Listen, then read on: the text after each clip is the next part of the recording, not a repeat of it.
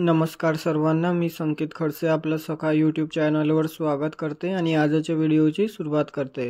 तर पहिला PYQ होणार, पुस्तकाच्या आवरणात सत्य हे बंदिस्त करता येत नाही या विधानातून गांधीजींना काय अभिप्रेत असेल?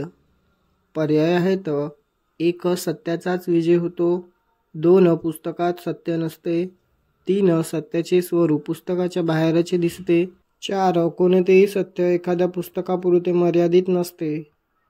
तर या PYQचं उत्तर होणार 4. कोणतेही सत्य एखाद्या पुस्तकापुरते मर्यादित नसते।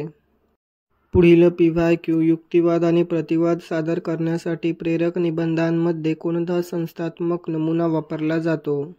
पर्याय आहेत: 1. समस्या आणि उपाय, 2. बिंदू दर बिंदू, 3. कारण आणि परिणाम, 4. तुलना आणि विषमता।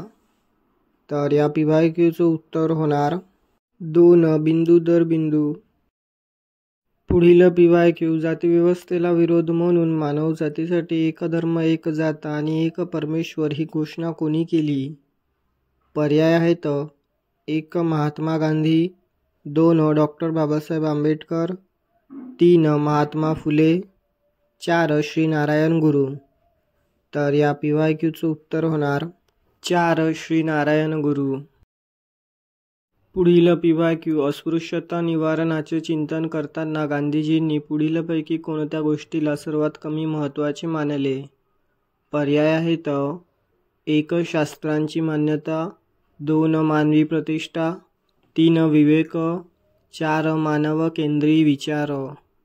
तर या PYQचं उत्तर होणार 1. शास्त्रांची मान्यता। पुढील PYQ, भारतात कौशल्य विकासाचा कार्यक्रम महत्त्वाचा आहे कारण?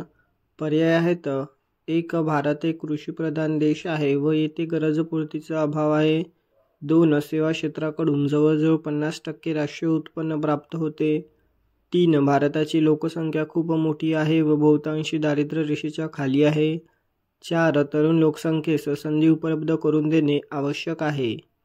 तर या PYQचं उत्तर होणार 4. तरुण लोकसंख्येस संधी उपलब्ध करून देणे आवश्यक आहे।